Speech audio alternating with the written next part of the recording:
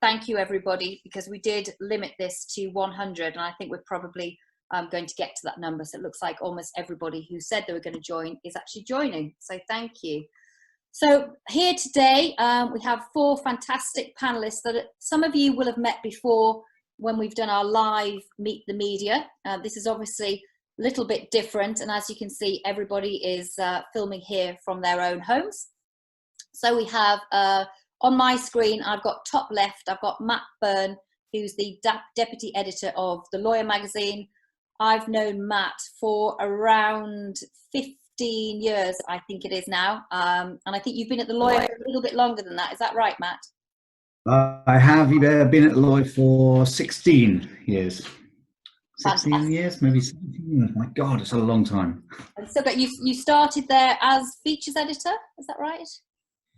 Yeah, I joined from Legal Business 2003, where I was one of the editors there, TMT editor, I think, and obviously also doing things like the Legal 500.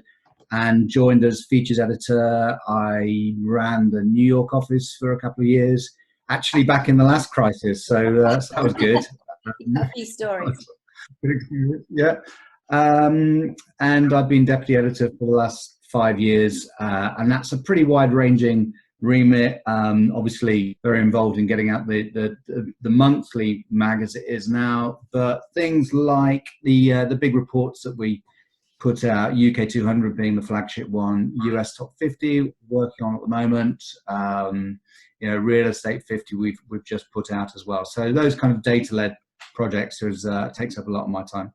Fantastic. And tell us about, you're obviously working from home. Tell us about how your normal working day, what it looks like now. I'm still trying to figure that out, actually.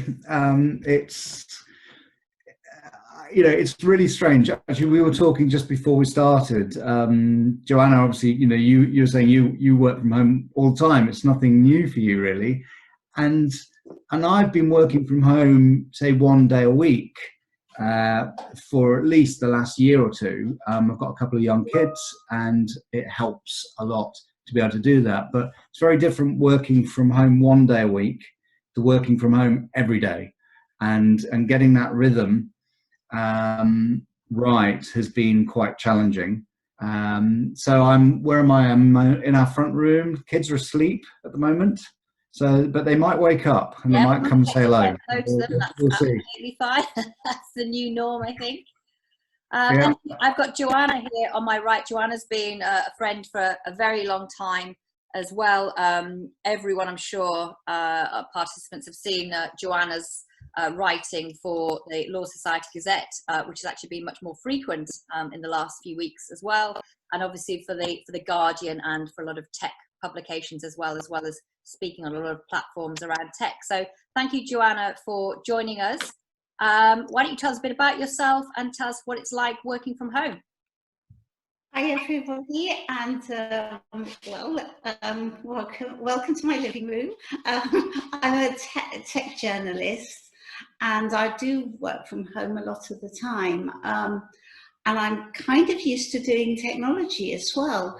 But as Matt said, you don't want to be working from home 100% of the time. So my life isn't a permanent lockdown. That's the first thing, because I go and do meetings and I travel a lot, and I have a club that I work out of when I meet people or I need to change a scene. So this is not entirely business as usual for me. The difference, as I said earlier, is now everybody else is in my weird little world of losing your routine. Because again, if you work from home 1 day a week, you can say that's my writing day. So that's the first thing. Whereas, and I mean, sometimes if I'm on a deadline, I'd always work from home because it means I can be away from everyone. So the difference in my life is everyone's a lot more in touch online than they were before. So that's one thing. The other thing is Zoom. Everybody wants to Zoom now. And it's like I have an interview to do for a tech publication tomorrow. So, they're looking forward to meeting me. Normally, I would just call. I wouldn't do an interview to get a few sound bites for for an article. I wouldn't do a half an hour conversation where I met them in their house. So I think there is a difference in how I'm working. I'm getting lots of technology commissions, obviously, because technology is now a lifeline. Yeah. And I think I was distracted from doom surfing and following stuff on virus. Now I'm a bit sick of every time you open something up, it's got what are the symptoms. I'm trying to keep away from symptoms because I'll get paranoid as well. And that's another thing that everyone's becoming, working from home, is naturally when you own your own. Now everybody is. So you keep seeing sort of mental health issues and the vulnerability point come up. And I think they're valid, to be honest. You kind of get a bit used to it when you're at home. So what's changed? More people looking at me on the screen and me looking at them. Yeah. So a very odd kind of personalization with one step back is how it is. So that's my change from either being by myself or being out there. So public face Joanna or home face Joanna. Now there's a very odd pseudo personalization going on. Fantastic. And we've got on my bottom right of my screen, I have a very good friend, Sean O'Grady, associate editor of the Independent newspaper. I've known Sean again for must be around 15 years, but I think you've been the Independent for a little bit longer than that, Sean? Yeah, about 20, as it happened. And tell us about your route into that. How did you get into the Independent? I fell into it, really. No, I've been a journalist for a while. I'd a long while, actually, even longer than that. So I worked at the BBC for quite a few years on political programmes. Then I worked for Paddy Ashdown for a while, and then I got a job in print, which was rather retrograde, actually, all those years ago, because the last thing I did at the BBC was to work on the website, which hardly existed at all. And I went all the way backwards to print because I thought it'd be more fun, and I was mostly right, but maybe less of a future. Anyway, where we are now is the Independent doesn't have a print edition anymore, and we're online only. So there we are. The wheels turned full circle, and I've done most things on the Indie. Yeah, I still do. and Sean was obviously was introduced to me by Ed. So it's all very nice that everybody fits so well together. So Sean, lastly, before I move to Ed, tell me, how are you finding working from home? How much were you working from home before all of this? I hardly ever worked from home because I don't mind going into the office. So the commute is horrible in London, obviously, always is. But apart from that, I quite like going into the office. And most of the people on the Independent team nowadays are about a third of my age. So I get a sort of, it's like this sort of monkey gland therapy or something. It's the elixir of eternal youth. So I have this sort of youthful energy all around me, which is very good for me, I think. So I enjoy that, and I enjoy the company and the conversation that we have there. But I don't find working at home inferior, apart from those aspects. Yeah, brilliant. And now we'll move to Ed. Eduardo here is bottom left of my screen.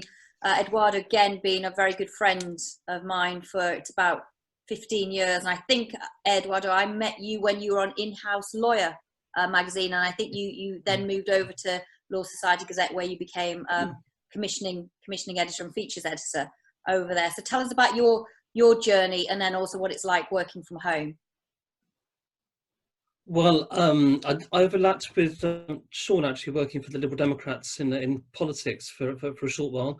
I went from there to Legalese, who published In-House Lawyer magazine. Worked with Matt back then as well. Did things like the Legal 500 and so on. That disappeared with the last with the financial crash, both the magazine and my job. So I was freelance, but that was very different. When I was freelance, it wasn't like Joanna. I had sort of 4 desks in different parts of town for people I was doing things with. There was an awful lot of moving around. So I was in about 4 different offices, whereas this is obviously quite different now. I do work from home a bit. We had a bit of a trial run with when the Law Society fire burnt down the Jets offices um, at the start of February. So we're already into kind of trial run. getting the magazine out remotely. Yeah. And that act of actually making something together each week was still a print magazine. It's something we had a bit of a trial run at, but this is, it's gone on for a while. So I guess the discipline of my day, we were talking about routine, revolves around the needs of the magazine, but also I've got 2 children. Youngest one is disabled and can't do much for herself, so we are structuring in a little bit of time with her and doing things with her, and that kind of slices between my wife and I's respective deadlines. I'm sat in her office now, so any books you see in the background are not mine. That's what Matt said. Matt said exactly the same. So, and I actually moved so nobody could see our books. So, there's definitely a feature there around books in the background. And one last point is that if the internet fails for me, and when I asked at the beginning when we were doing our test run if which of the panelists would like to pick up the spot of running the webinar if that happened, and nobody said anything, so we then all voted Eduardo in. So Eduardo very kindly, should I remove myself, which I said I wouldn't do deliberately, will be taking over. First I've won since 1994, actually. Yeah. Fantastic. So I think, as I said, we've got the Q&A button at the bottom. We already have some questions here that have come through. Please do type questions as we're going along. And just to let you know, we've got 89 participants, which is absolutely amazing, because we cut this off at 100. So we've almost got everybody who signed up for this. So again, thank you very much for that, because I do know that a lot of people are Zooming and Skyping and all sorts at the moment. So first question I'm going to ask to the panel, which came through, which is around types of stories that obviously coronavirus is a big part of the news agenda at the moment. It's taking up quite a lot of that. But what are you finding is perhaps changing? First of all, to ask you, what are your stats like online? I'm going to make a presumption that actually your stats are going to go up. More people are looking at online news. What kind of stories are they looking at? And are you seeing anything? Is there a move away from predominantly coronavirus related news topics, or is that still all stories lead to coronavirus type of thing? So Sean, can I ask that to you first, around the Independent, please? Yes, well, the answer is very straightforward. So the traffic is still higher than usual, but it's come down a bit from when the crisis first started to really concern people. And for the first few weeks, people were very, I don't know what the word is, they were very interested in the coronavirus stories, obviously on their own account and what was going on in the world. So that generated a lot of traffic. And we've got a global audience now, so that was a global phenomenon. What's happened in the last maybe couple of weeks is that I think people have maybe realized what they need to know about coronavirus. They know the drill now about the public information, staying inside and so on. And they are looking more at other stories. I mean, the coronavirus stories still get huge amounts of traffic, especially when somebody like Trump wades in on the story. But they're also interested in some of the other stuff that's going on, like the Harry and Meghan stories and so on. And I think that will continue, that will grow as the weeks and months go on, because everyone pretty much, you imagine now, knows what coronavirus is. They know what it does to you. They know they know that you're supposed to stay in, whether they want to or not, and they know all the political arguments. They're not all that interested in the political arguments, I don't think, as much as the journalists are. But that's where they are, and I think that unless there's a sort of big change there, like there's a vaccine or the lockdown ends or something like that, then that sort of gentle trend back to a sort of slightly more normal outlook will continue. But the journalism is still dominated by coronavirus, and that's really the only story in town. Great. And Ed, what are you finding with the Gazette? Well, similarly, our readership figures rocketed up. I think we had something like, over the first month, 100,000 new readers, people who weren't coming to the site before, which is an incredible figure. It is still going up. We're definitely up on where we normally are. I guess we haven't been recycling the same kinds of things. It's not like when you go to the BBC and you just get all the symptom lists and things. I think for us that the characters changed a bit. So when Baker McKenzie closed the office for a couple of days after one person might have had it, that was big news. When you get next you have 3 or 4 law firm offices close, and then suddenly you're into kind of 74 of the top 100 are furloughing staff. So I guess that the scale changes, and as a result, the feel of the stories changes. I introduced a new section called Lawyers in Lockdown, where people are sharing their experiences as individuals. It's proved really popular. People like being it. I think they get some good feedback and some, but the character of that has probably changed. At the start, it was people saying, I fell over the cat on the way to my desk this morning. That was their experience. And now we're down to a lawyer who has a colleague who's been in intensive care and is out and able to talk about that. You've got people dealing with the criminal justice system and the risks to themselves. But it's still getting mixed in with that kind of more human elements. And, it's almost become a kind of regular item. We're probably in a position now to do a bit more scrutiny on some things. So our cover feature this week, which I wrote, was on the Coronavirus Act. And this went through Parliament like a dose of salt with very little kind of scrutiny or opposition.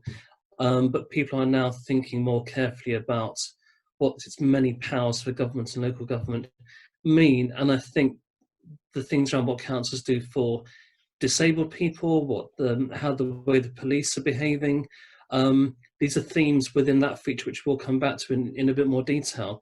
And just putting it out there actually means that people get in touch.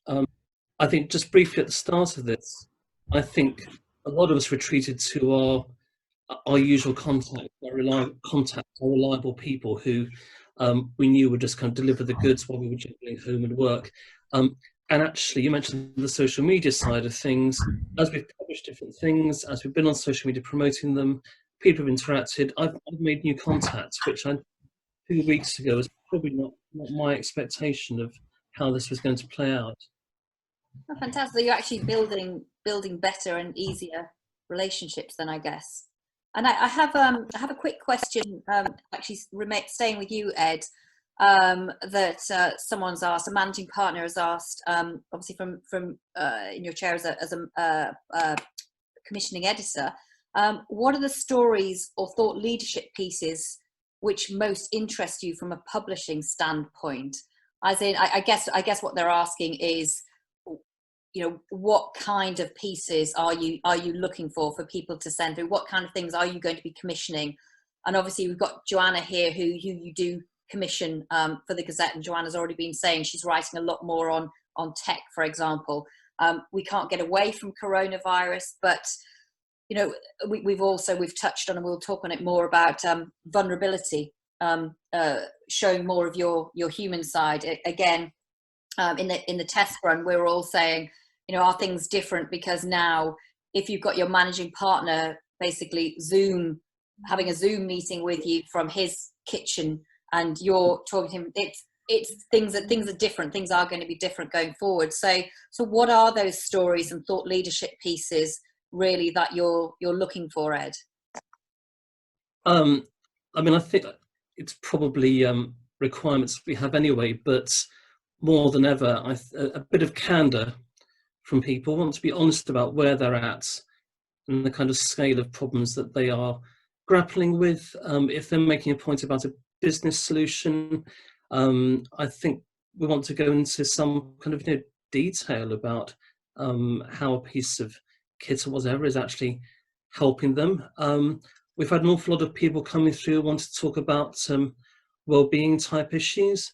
And we're looking for variety as well. With the Gazette, we're trying to get across the entire professions. So, I've been talking to people from,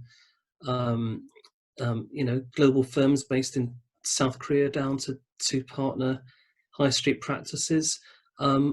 generally, I think people nicely have their guard down in a way in which works tone-wise very well for us as a publication. And yeah, that's led to kind of, new interactions, threads you can pick up on. I think the kind of comms team, some are a bit fierce at some of the big law firms. I've sensed that they've gone a bit easier on their people on the kind of control front, and where they have, I think that's been entirely the right decision. Yeah. No one's having any illusions about what everyone's having to deal with at the moment. So yeah, a bit of self-knowledge, actually add facts and things that people find useful. Yeah, give an insight. That's sounding generous too, I think, is a pretty key thing. Brilliant, thanks, Ed. And Matt, can I go to you as deputy editor of the Lawyer magazine? What are you seeing about your stats? What kind of stories are people looking at? And as far as your commissioning team, what kind of articles are they looking to commission? Are they commissioning more? Are you seeing more op-ed type pieces going in at the moment? We not really. We don't do that many, but we do a few, and I think there's just actually insatiable appetite for knowledge about all things virus related. I don't think we've passed that kind of peak yet at all. The stats are extremely high. I think I mentioned this actually yesterday when we spoke, but our most read story of each year traditionally is the Hot 100. And this, the weekly stats that we're getting at the moment for virus-related stories are far in excess of that. And on an average sort of subscriber basis, they're 25% up, maybe 30% up in some weeks, depending on the firms we're writing about, the stories we're writing about. The nature of the stories is slowly evolving from, obviously, Ed mentioned the base shut down and the reopening, which it seems very sweet now that they're sort of reopened the office, and it seems a long time ago. It's only a few weeks ago, yeah. And then it was 3 weeks later that we were all shut down. So then it was a big story that Baker's shut down their London office for a day. Of course it is. That's a huge story. It seems phenomenal, but now they're all shut down.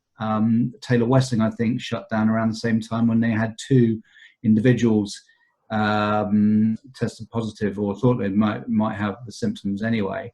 And then it moved to, well, the big stories is obviously the numbers of firms that are furloughed or delayed distributions. A&O was one of the first firms to come out quite early, actually, because Clifford Chance only came out, I think, yesterday with what their measures were. And there was a 2-week gap between those 2 firms. And there was a lot of interest, certainly amongst those firms, as to why A&O came out so early, why CC was delaying. In between, obviously, Freshfields and Letters both came out and confirmed that they were delaying partner distributions. Every firm is taking this, looking at the same things, taking the same measures to a greater and lesser extent, because of course each firms are, they're all different. They have a different practice mix. They have different levels of debt or cash, profitability. So there will be different measures they take, and it raises an enormous range of questions, which it will take a long time for the dust to settle on who actually managed this process best. And to answer your question about the kind of things that we might be commissioning, we're just finishing off today, actually, big piece on leadership during the crisis. And so we've been quizzing lots of managing partners about what the initial steps they took were, and that is a lot of communication with their people, clearly making sure that all of the people were safe. When the lockdown happened, that the people had the materials, the infrastructure, the dining tables in some cases, that they needed to work from, to then grappling with Zoom meetings, to and the one-finger typists having to deal with video interviews. I mean, this is a new world for some very senior partners. To the measures that I mentioned earlier that firms are increasingly taking. most of our stuff is virus related, but there are other stories out there, and I think one of the questions we'll come on to in a bit is questions around promotions, partner promotions, and we're doing stories on that. But again, that's raising questions about whether that is something that should be happening at the moment. So so many questions, but and there is no shortage of stories at all. Every firm is looking at this. Every firm is dealing with it in their own way. I think firms are engaging, and leadership teams are engaging, and I think to Ed's point, it's really interesting speaking to the managing partner of X firm, knowing that they're in their kitchen or in their study, and they do have their guard down a little bit more, and that's great. That is really good, because so do we, so does everybody. We're all in the same boat, and that's different from any other crisis before. Yeah. So, so we're going to move on to a poll, because I've got a couple of questions here as well. And it's not a poll, but just to let you know that 4 out of 5 of the panel today are not wearing any shoes. So I'm not going to tell you which one it is who is wearing shoes. You can all think about that. Wow. But we're not going to put that live on the poll. But there's a couple of questions, and I'm going to come back to Matt. Something you were talking about furloughing, and obviously, and this this isn't just law firms. This is businesses. We've seen Richard Branson pop up this week. We've got others, and there's a question that's come through from a GC actually, who says, "Do you see the majority of law firms and businesses seeking the government grant for furloughing their staff, or, as with Grant Thornton, are they declining as they do not feel they meet the criteria, or are worried about branding implications following, for example, the media coverage around Victoria Beckham?" Now, this is something, and we were talking in the practice run yesterday, and I guess it's a bit like the Boris Johnson effect, that when Boris was ill, was in hospital, it was everyone was incredibly gentle with him. While he was still recovering, it's still that continued, and once that time had passed, most people I'm sure read the Sunday Times article at the weekend, and it's the floodgates are open, and I'm wondering whether across the board for reputation for businesses generally, it's very much going to be remembered, particularly how they dealt with staff. Obviously, you've got the travel industry at the moment, which it was on the news this morning talking about the fact that they haven't been offering refunds when they should. Again, reputation-wise, and of course law firms, which we've got a lot of law firms on the participant list today. So if I could ask you all, and Sean, if I could go to you first and ask you, sort of obviously from a general point of view around businesses and furloughing, what do you think the reputational impact might be after this? Well, that's a good question. And I think that it's obvious if you look at Victoria Beckham and you look at Richard Branson, who's been looking around for taxpayers' money, even though he's one of the richest men in the world, and the football clubs and various others. And I think that I don't suppose that actually people are as interested in law firms as they are in Posh Spice and these other celebrities. But nonetheless, I think that the favourite target of any newspaperman is really hypocrisy. And if you have a situation, I don't know how the rules apply and in great detail, but if you have some of these partners in these big firms who may or may not be eligible for taxpayers' money, but if they were taking gigantic bonuses at this time, but they were sacking the cleaners, or they were trying to get the taxpayer to pay the cleaners' wages, or something like that, putting people on universal credit. Those sort of things would go down badly, and those sort of things would be bad for the firm's reputation. So it's really a question about how much the firm itself cares about those things. And I suppose there's a difference between firms that tend to be business to business, so to speak, where the public opinion doesn't matter so much, and the ones where they're more public facing, so their public reputation really does matter to them. So as always, it's up to them, but they should know very well from some of these cautionary tales about where it's gone wrong for businesses and individuals because they've appeared to be hypocritical or greedy. Yeah. And before Ed and Matt, before I go to you, I'm going to add into this a question which has come through from Martin Darroch, who's the CEO of Harper McLeod, based up in Scotland. He asks, are the panel surprised by the partner promotion rounds that have been announced since mid-March and continue to be so? Do you think that all firms have been questioned enough as to whether they have adequately disclosed to prospective partners their true current financial stability and whether they believe their firms are a going concern in their current format? He says the reason that he asks that question is because there's a firm that actually completed the whole partner promotion process, receiving full partnership approval, while at the same time having approval to postpone the appointments to a future date in order that we did not create liabilities on a group of new partners who as employees have protected rights. So there's a couple of things there, obviously furloughing separately, and then around partner promotions, which, you know, when we're coming out of this, and obviously looking at reputation, and particularly for, you know, running and writing a legal trade, what do you think about those, and what are you seeing, and how do you think firms are going to be affected? And the industry, I guess the sector generally as well. And Joanna, I'll come to you afterwards as well as a freelancer to ask your opinion. So Ed, do you want to start? Well, I mean, it's a hell of a time to take on being a partner. You know, I think in the good times, we tend to look at the very top of the market, and, you know, it's this kind of gilded prize that you're aiming at, and you make it, and you're made for life. And we've had a bit of an experience in the last few years of, you know, some big firms actually falling over. You know, you think of how spectacular the old entrance way of K&L Gates, or S.J. Bowen as was on that riverside site.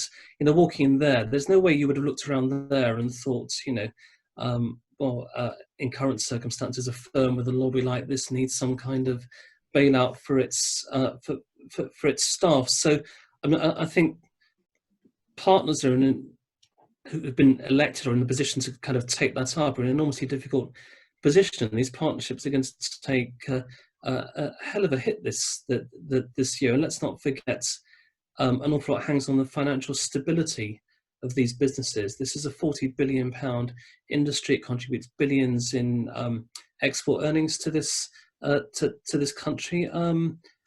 I think there's a strong argument that actually they should be taking the same kind of help that other businesses get. I'm not quite sure where you would draw the line as you look down the size of law firms' turnover, profits per equity partner, where you draw that line. And law firms are built into the kind of economic stability of this country. I think in terms of those who are already partners electing people to join them, they have to be planning for the future. You know, when this ends, you know, have they taken the decisions which secure their future, which is, after all, in their people? It's going to be remembered if they just kind of froze out the chances of succession at that point. And I think it's one of the things which will probably loosen the loyalty of people that they were expecting to take over the business. I mean, firms have two target audiences. I think the accountants, the big ones, are a bit different. They have these massive government contracts to fulfill, so you can kind of see why they might worry more about their public reputation. But for law firms, it's just about clients and staff. And when they're thinking, do we look good and ethical enough? I think those are the two groups that they'll have front of mind if they're being sensible. Yeah, thanks, Ed. And Matt, on those two things, on furloughing and then obviously partner promotions, what are you saying? What do you think is going to emerge afterwards reputationally for the legal sector and law firms? Well, I was surprised actually, but that might be a knee-jerk reaction to it. You know, these are decisions that and programs that have been in place for years, two or more years. You know, a partner promotion at any of the top firms takes a long time. So it's not that, and it's so rapid that this crisis has unfolded that I think, to Ed's point, there has to be a business on the other side of this, and they have to keep investing in their people, and to pull the plug on the partner promos at such short notice would send a very negative message. I think I was surprised by some of the firms were record numbers, and that just sort of struck a strange tone. I think, I'm even kind of wary of saying, earlier your question about our readership stats, and striking a sort of celebratory tone that our readership stats are through the roof. I'm very wary of saying that at this time, but we're trying to share information from a market knowledge point of view. But record numbers of promotions, it felt a bit strange. You would hope that those firms have had very, very transparent conversations with these people who are putting in capital into those businesses, so that they are financially sound. At the moment, most businesses are actually, a lot of law firms are bloody busy. So, there's certain areas, pockets of the businesses where, clearly transactions are on hold or slowing down. Real estate is obviously one, corporate, I think, is another. But some of the other areas are very, very strong. And there has to be a business on the other side of this. So you would just hope they've had the conversations. They have been robust, to Martin's point about it. The furlough point is, you've got to remember there's a spectrum of businesses out there, and not every law firm is a magic circle law firm. Not every partner is earning £1 million a year. There are some firms there where they're very, very narrow margins, and they're in very difficult sectors. And should they be tapping into taxpayers' money? Probably, yeah, because they need to keep it going. It doesn't help anybody if a whole succession of law firms go insolvent. That said, I have had at least one conversation with a partner at one of the top US firms who said he couldn't look himself in the mirror if they furloughed anybody. They make a lot of money. And actually, we did a story today, I think Mishcons has just said that their partners are going to take a big pay cut so that they don't need to make any redundancies.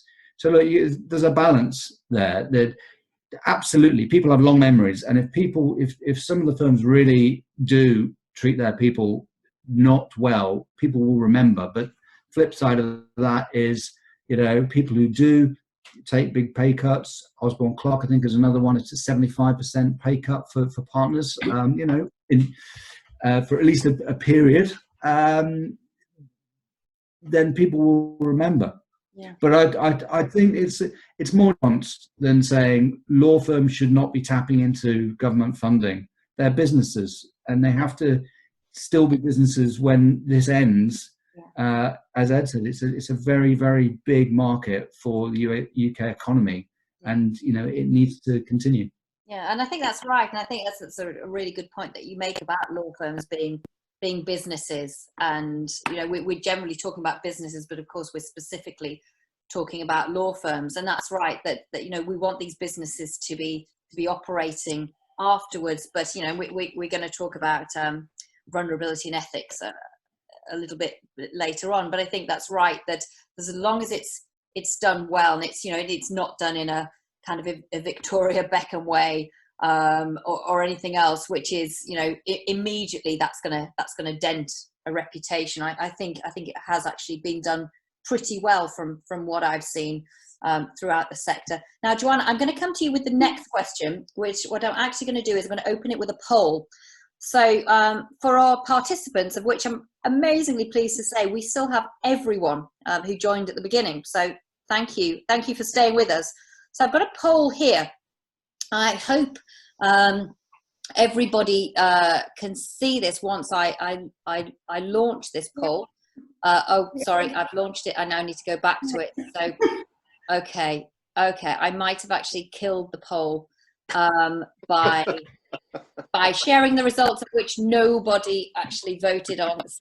So huge fail there. But I'm gonna guess on what the answer was. So let's go with this. So the question was. That's very rigorous. Well, it's a very rigorous it research you're doing. was fantastic that we just got there so quickly. So thank you everybody for taking part in that. So the question was social media.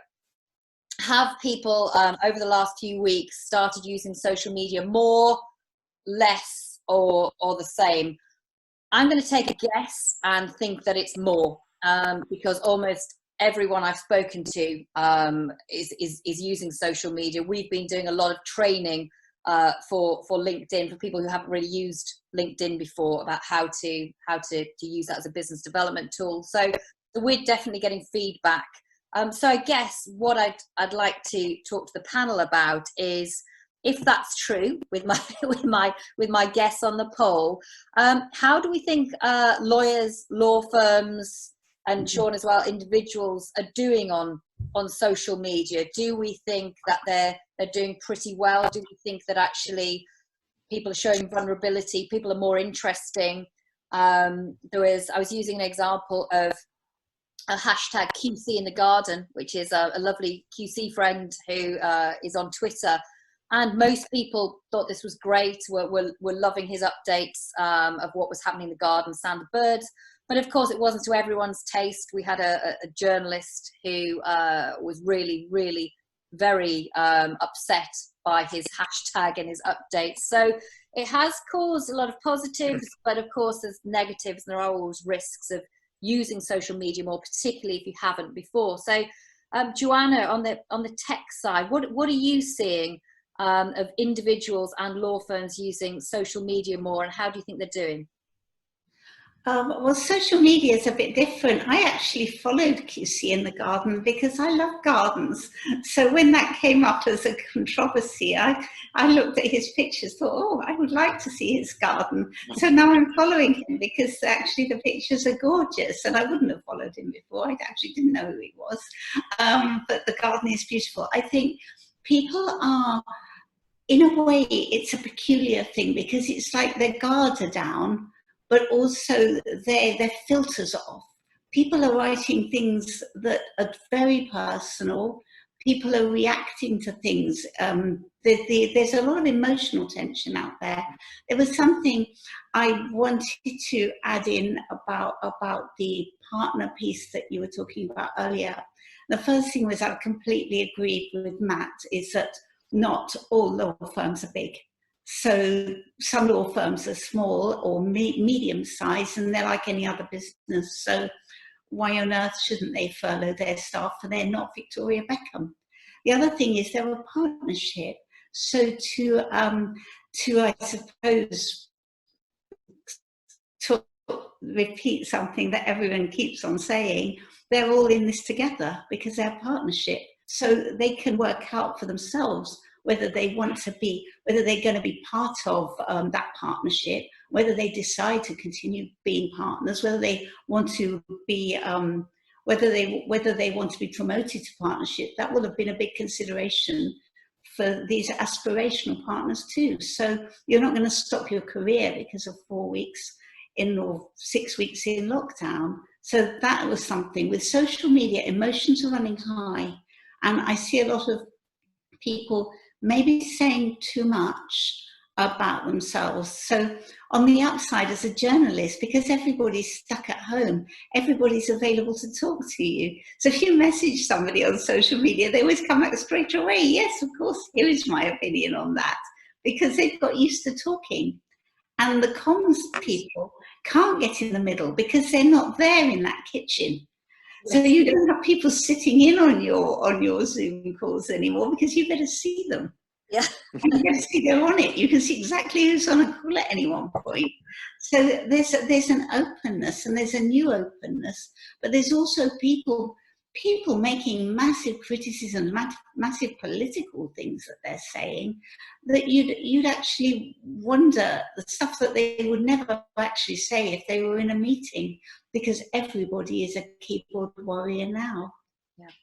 And Sean, from a sort of a bigger business and brand perspective, I guess, what are you seeing on social media? Because I'm sure perhaps the people you're following might be slightly different. Are you seeing the same? Are you seeing people more more open? Are people making mistakes, or actually are you seeing a positive spin of people using social media more and putting things out? I don't think it's that different to business as usual, to be honest with you. And I think that I've not noticed very much sort of legal stuff for obvious reasons, because people at the moment, perhaps unusually, are more interested in epidemiologists and virologists than they are in lawyers. And they're probably more interested in politics a bit than they were before. So that's that, and that's it. The balance has changed. I think if I was a lawyer looking to entertain people, I'd come up with a legal pub quiz, because the thing that seems to be incredibly popular at the moment in social media is quizzes, which can take people's minds off this horrible disease and give them something to do. But I like what Joanna said, because, Donald Trump invented it. No president of the United States, no world leader had ever before gone on to self-publish in power strange opinions. Yeah. And the White House officials tried to restrain him and take the phone off him and, filter them, as they say, and neuter them. But he wasn't having it, so he does it. And I mean, most other people don't do it to anything like the same extent. But he did set the precedent for it. And maybe in lockdown, when people are away from their minders, they're more prone to that sort of thing at the moment. But I think generally, I'm sorry to say, people probably don't need or want to hear that much from lawyers at the moment on social media or otherwise. I think there are some areas like consumer protection and how you can get your money back from the holiday you paid for, about the human rights aspect of the Coronavirus Act. Those sorts of things will probably become more significant, and the legal world can make a contribution to that. But at the moment, it's all about the virus, I'm afraid. Yeah, and it's I guess it's the same thing that the main rule of social media is to be useful, isn't it? So actually, I guess what you're saying is that people are still wanting to see that useful content, and as we discussed at the beginning, people are wanting to see more positive news stories as well, much more than usual. People are, I know myself, the Channel 4 news that I watch every night, it's not every night am I able to watch the whole thing. And, again, I'm feeling like I have enough information, so I want to see something else. I've started watching the SAS program, which we can take offline to have a conversation about that one. Yeah. But I'd say that there's a lot. There have been legal questions. I remember the Scottish Justice Minister a few weeks ago. I can't remember what he did. He did something fairly extraordinary when they were bringing lockdown, like ending every trial, shutting every court in Scotland or something like that. And he had to row back from that. They made him change his mind.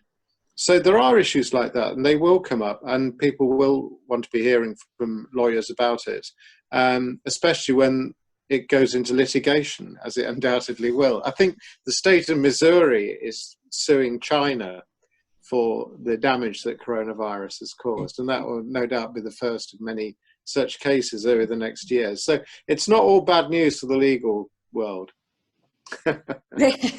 Glad to hear it. And just a reminder for every one of our wonderful 92 participants that we still have on, that this is a 75-minute webinar. It's actually running until 3:15. I should have said that at the beginning. So there, I can see we've got 10 questions in there, so I am going to get to those questions. So please don't worry if you've typed a question and think that we're going to run out of time. But Ed, can I come to you and ask you what you've been seeing? And I think also let's bring in around the topic of vulnerability as well, because something you said before around lawyers in lockdown specifically, you said, it started with people saying, oh, I tripped over my cat, and by the time now you're getting to them, it's much more, it's much more real and raw. And I think you were saying that one of the most popular ones that you'd seen in lawyers in lockdown was a managing partner who was talking about the fact that he'd been in self-isolation himself because he had underlying health conditions, and had gone into detail about that, and being, as a leader, had been very vulnerable and open on that, and obviously shared it through social media. So it does feel that, vulnerability was something, it's a buzzword. It's actually what we're doing our white paper on this year, is around vulnerability. And actually, it's, the draft for that is completely changed since this happened, because obviously now vulnerability isn't so different. It's actually becoming much more the norm. So with regards to vulnerability, what are you seeing on social media from lawyers and law firms about the type of content that they're putting out there? Are you seeing it veering into that? I mean, just to pick up on Sean's points about people not necessarily wanting to hear a lot from lawyers right now, what I am seeing is that lawyers want to hear it from each other. They're going through some highly comparable experiences, whether it's the stress of being at the bottom of a firm, wondering what's happening, or whether you're running it. Something I was taught probably a couple of decades ago now. I went to an interesting session on negotiation, and the person running it said, if you want to know a secret, tell someone else a secret. It's almost like they can't quite stop themselves telling you one back. And you need to be careful what you tell them, but that kind of gesture is a way of establishing trust. You make yourself slightly vulnerable, and not having your guard up, has often been something which has served people quite well. We're seeing, I think, a proliferation of the platforms, social media wise and messaging wise, that lawyers are using, and it is kind of shortening the distance, but between them. Whether that's if you've got an online trial, you can't have notes passing between members of your side and the client. So they're setting up WhatsApp groups and messenger groups, and these things are also surviving outside the courtroom. People are using them more often. I haven't done many interviews using things like Zoom. I've tended to be a bit more kind of written word, but I've been interviewing people via LinkedIn, via messaging on Twitter, which maybe starts with a public exchange, Facebook, WhatsApp is there for some, and that kind of loss of a filter,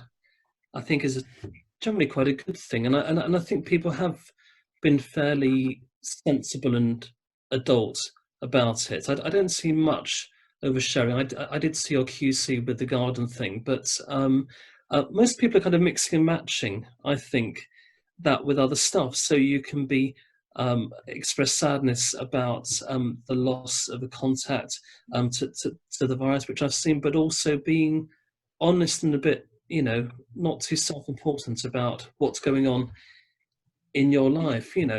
Let's not try and get credit for stuff that we're not going through. An awful lot of us are just managing, juggling, stepping over cats, looking after children and fitting it all in. And I think it's got what I've seen on things I'm plugged into. There's quite an authentic air to what's going on, and I hope that that's something which survives. I've not seen anyone make a catastrophic error on social media. Some people are a bit oversharing. I don't really want to see people's dinner pictures on LinkedIn. It's not my expectation, but it is what it is. They haven't really harmed themselves through that. And what about you, Matt? How do you feel about people's dinner photos on LinkedIn? I'm all for it. All for it. It's inspires me. No, I think again, our Twitter engagement is very strong at the moment. But some of the stuff that it does very well is a sort of a type of vulnerability in a sense. Lawyers are, I'm going to hugely generalize, but high achievers.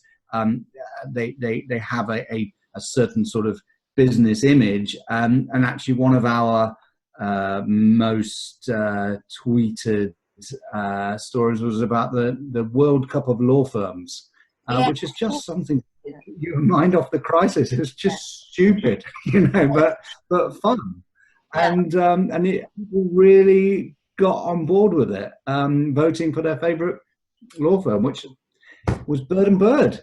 Who knew? Beat Baker McKenzie in the final. So, congratulations. But we've got such a range of of content. The virus dies that we've got, which is people's stories about their experience. We were quite quick off the mark. I'm quite proud to say, with Coronavirus Hub, and there was a lot of, we made a real effort to get out as much information about that as we can. And again, there's a whole range of types of stories there.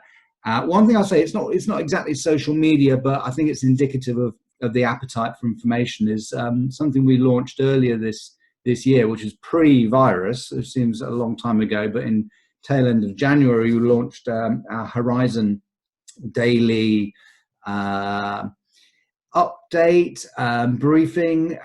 It's not really always a news story. In fact, it's not a news story at all. What it is a data-led piece of contrarian analysis, and it can be on a news story, but it can be on a trend in the market, and obviously there's quite a lot of virus-related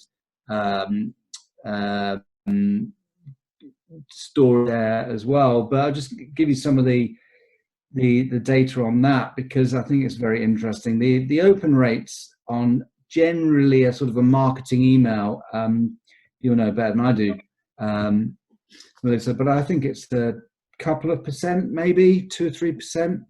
And then I think on a normal, our lawyer news day, which we've been doing for years, we might get in the teens or 20%, 25% open rate. And Horizon, having launched that towards the end of January, is getting, this is just for subscribers, is getting above 60 to 70% open rate at some firms. And I think it's just this hunger for what is going on, and something that is constructive that they can use. So whether that's on Twitter, or whether that's going to thelawyer.com, or whether that's an email that's coming into subscribers, I think there's just this desire to find out stuff. So yeah. We've been very clear about that. Our policy was not to be sensationalist about this. We're not really taking a punitive line with stories. If firms are furloughing or they're doing whatever they're doing, we're just reporting that because there's a hunger to know what the market is doing. But as I say, I think there's a real spectrum, and vulnerability is absolutely part of that, because we're all in such a new, different world, and everybody's experiencing that. Brilliant. Now, what I'm going to do is I'm going to try the poll again. I'm going to the second poll, which is social media output, which is, what do you think of law firms' current output on social media? So we've obviously covered this, and the panel have given their views, but we've got, first of all, not good at all, pretty good, excellent, and too much coronavirus coverage. So I'll give 10 more seconds for people to vote. Panelists, can you see, are you able to vote? Has everybody voted? Okay, I launched the poll. Okay, so I'm not going to win anything for technology today, because I just killed that poll as well. So, no, it's okay. I didn't kill it. So you see, that's a good thing about PR, is if you give some bad news and then after some good news comes, everyone's even happier. So we've got some mixed answers here. Not good at all, 8% of our 92. Pretty good, 50%. Nobody said excellent and well informed. And too much coronavirus coverage, 42%. So we've got there that obviously that's quite a mix. Was, I guess, for asking the panel very quickly, is that a surprise that you think those results came through? Too much coronavirus? Well, no, I think the thing about coronavirus rings true, because, as I say, once people have got the basics on coronavirus, I think there's a mismatch between how much coverage there is on news, social media and print and web and television and radio, and how much people are actually consuming it and wanting to consume it, because we haven't had a news story like this, which is just a monoculture, more or less, that goes on for weeks and weeks and weeks, months and months. It's never happened like that quite before. And I think there is a mismatch. So I'm not surprised that people think there's too much coronavirus, because it can get very competitive, like the Downing Street press conferences. It's the same questions or the same sort of questions over and again. Yeah, right. We're going to go for another poll. Let's try this. Okay, so I'm going to ask two polls. The first one's around agile working, and the other one's about working relationships. So, agile working. Will law firms be more open to agile working practices post the lockdown? A little bit more, a lot more, or no change? So I'll give a few more seconds on that. Okay.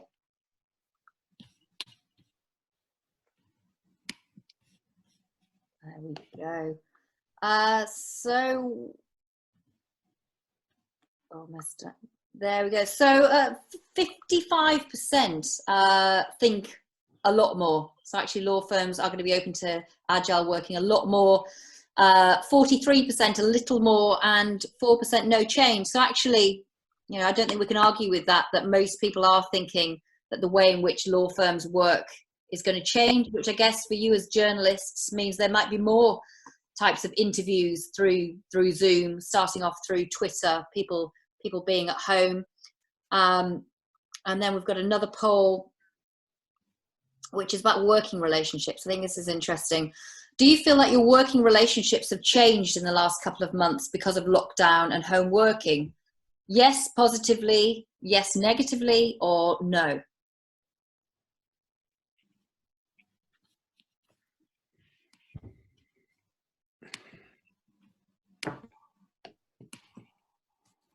Okay, so I think we've got yes, positive. That's brilliant. So 60% of people, 61% are saying that actually their working relationships have changed for the positive. So I think after this, and in talking about reputation, relationships, everything comes back to relationships. So if you're if you're coming around reputation, business development, everything is around relationships. So actually, I think what we're finding is a lot of people are building relationships in very different ways using technology, and actually that's much more for the positive. So I think that's great. So we've got some questions here. We've got 10 minutes left, and I'm just going to run through, and bear with me while I very quickly read these and pull some out.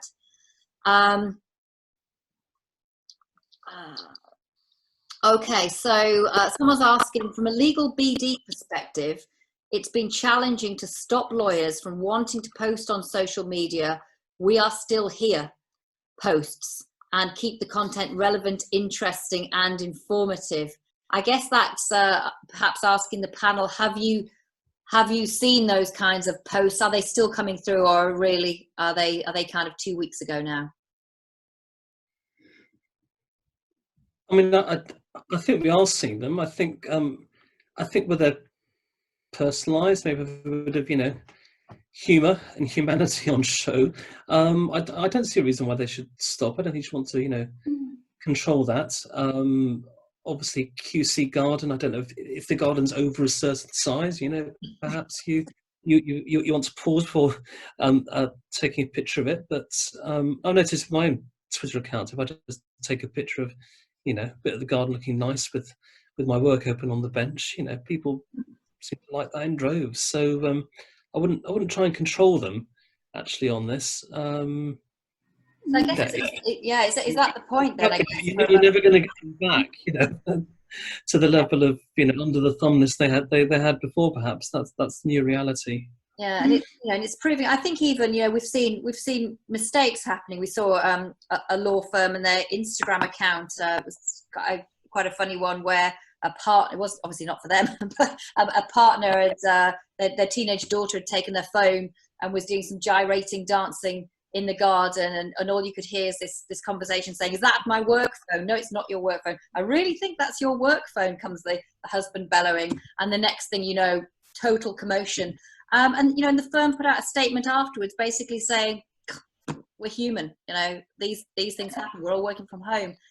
Brilliant. You know, that's exactly how it should be. You know, and I can't believe I'm saying this as a PR person who has had to sit in interviews between an interviewee and an interviewer, of which you guys on the panel have often been there. but it actually, that human side, that interaction, that relationship building, I think it really is to be cherished and used a lot more, and people not to change once they come out of the other end of this. So we've got a couple more questions. We've got 5 minutes left. Let's have a look. Are there any areas in criminal law that the public would like to hear about? What is the best platform to inform the public? Sean, do you want to take that one? Yes, I think I've got a question myself about what happens to court cases, Okay. and what happens to planning appeals, and what happens to all sorts of things like that in this great lockdown. And we've not actually heard very much about what's happened to the legal system in the different countries or nations of the UK. I suppose it varies a bit. But I think people are interested in that, and if they've got a case pending, they'd be interested to know what on earth is going to happen to it, whether it's a very important one or a fairly trivial one. And I've not seen enough about that. And as to which medium, that could be any medium that can go in. I mean, on the television and on the websites now, you get a lot of the Q&As. So Simon Calder, for example, who's our travel editor, you know, unparalleled knowledge and experience and weight and authority in it. And we always run Q&As with Simon.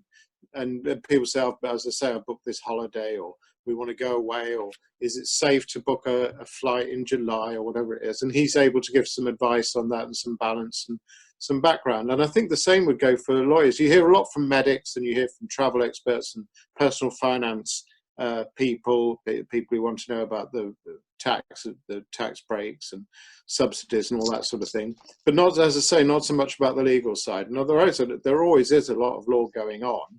And it affects people all the time. And I'm actually a bit surprised about that aspect of it, that we haven't heard the consumer end of it, including the criminal cases that must be pending. Yeah, thank you. I think we've got 5 minutes left. So I'm going to just go around the panel. I'm going to start with you, Joanna, because I can see that I haven't given you enough airtime, so I'm giving you some now. We've got 5 minutes. So Joanna, you know, we've got 92 people here on our webinar who've tuned in, spent the time listening to you. What advice have you got for them, kind of, as I guess, as a reputation point of view, for how to keep going and sane with new working conditions? What would you like to say to them? Well, I don't really have advice. I'm not very big on telling people what to do. I think we're being told what to do far too much, in fact. It's one of the things that's been getting on my nerves. Everyone's saying what to wear when you're working from home, what time you should work, do this, do that, go for a run. I normally run.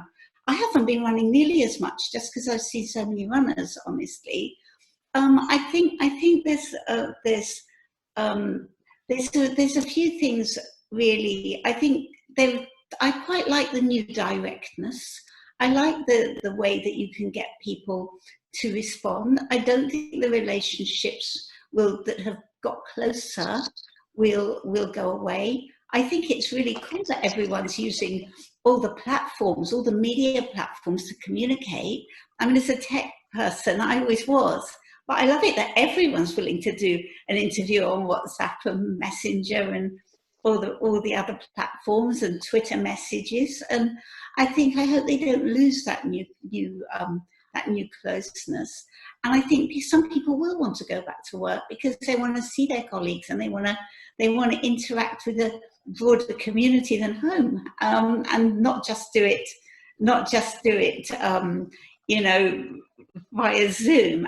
So I think there's going to be a new normal that will have both. I think people will want to get back in touch in real life, but because everyone's had to be agile, they will be aware of its possibilities. So the only bit, if you like, guidance I'd give is don't lose that. Don't lose your connections that you've made. Don't lose your ways of making connections and go back to normal, because we don't know what normal is going to be anymore. Great, thank you, Jan. And quite a few people typed up there saying, yes, fantastic. Everyone's sick of being told what to do. So thank you for not telling everyone what to do, Joanna. And Matt, any final words of wisdom from yourself? Words of wisdom. That's very unlikely, but I'll try. I mean, I think from a purely legal market business point of view, what's interesting, it's been changing very, very significantly over the last 4 or 5 years anyway, largely because of tech, and Joe would know, far more than I will about that, but, it's had a massive impact. This has accelerated something that was already accelerating. And so people were already working remotely and agilely, and the legal market and law firms were just still quite conservative and traditional businesses was just getting their heads around that. And this will have accelerated it, and you can't go back to the way it was. So I think the big unknown is how long this is all going to last. Obviously no one knows that, and then what world is going to be like on the other side, and how long social distancing measures are going to be in place, and all of that kind of stuff that we're all familiar with. But what I do think is that law firms were changing, and the legal services market, not just law firms, this will accelerate that change, and I think that's a good thing. I do. I think there's we've seen lots of new people come into the market over the last few years. The kind of culture, the nature of the market has been changing. That will continue, and I think that's a positive. So, I would like to end on a positive. Brilliant. Thanks for that, Matt. And Ed, what about you? Any final words? Yeah, I'm hoping you can hear me okay. You're all starting to break up slightly on my connection. Can you hear me? Yes, I can. It's a little bit fuzzy, but it's fine. I can still hear you, yes. We have in a situation where more and more offices are looking a bit like a WeWork space, or law firms working out of these spaces. I think these spaces suddenly look quite old-fashioned. Actually, I wonder if this would turn out to be a very short transitory phase, and in fact, that kind of flexible space with a quiet zone with drop-down areas to read, with your coffee station. I think that's in a lot of cases going to be our homes now. I think there's probably a massive overcapacity for what was supposed to be the new way of working as you look across our cities. I think that's been a very sudden change. It's done a few years, and I'm not sure we just go back to suddenly using those kind of spaces that we're developing in quite the same way. I don't know exactly what happens next, but if you think about it, we work with the kind of the largest landlord of new alternative new commercial premises across the city. I'll stop you there, Ed, just because I think actually your connection just has gone a bit too crackly towards the end. But I think what I heard you saying was talking about working spaces, and obviously there's been a lot of investment put into working spaces, and having hubs and sleep pods and all those kind of things, and actually what the new norm will look like. And obviously, the poll which said before that there's going to be a lot more flexible people working from home, actually what those working environments will look like, and what kind of cultures, I guess, that will foster. Have I just made that up, or was that what you said? I'm going to go with the yes. That I didn't just put words in your mouth. So I'm going to finish off with Sean. Sean, do you have any last things you'd like to say to our participants? Well, yeah, lawyers, like journalists, are very lucky people because they can work from home, and they can work from home far more than they realise, and they don't have to do what bus drivers do, and people who work in factories and put themselves and people who work in hospitals, of course, and put themselves in the line of danger. And I think in the future we may well find acceleration of the trend we've seen recent years for a lot of professional people, which is the sort of blurring of the line between work and home, and the idea that you can turn all your phones off and all the rest of it, if you ever did, at 6 o'clock, and no one rings you over the weekend and that sort of thing. And it's got pluses and minuses to it, but I've never really minded that. I mean, I don't mind spending an evening writing an article and spending the morning, at leisure, for example. I mean, that seems to me a perfectly acceptable outcome, and perfectly acceptable if you file the copy and you do the work. So I think it's, on balance, it's a better future, and I think, as I say, this will accelerate it. Yeah, Brilliant. Thank you. I think everyone's been absolutely fantastic. We've had really good conversations. Participants have been fantastic. You've put in lots of questions there. The polls, when I could work them, you did really well with. Thank you.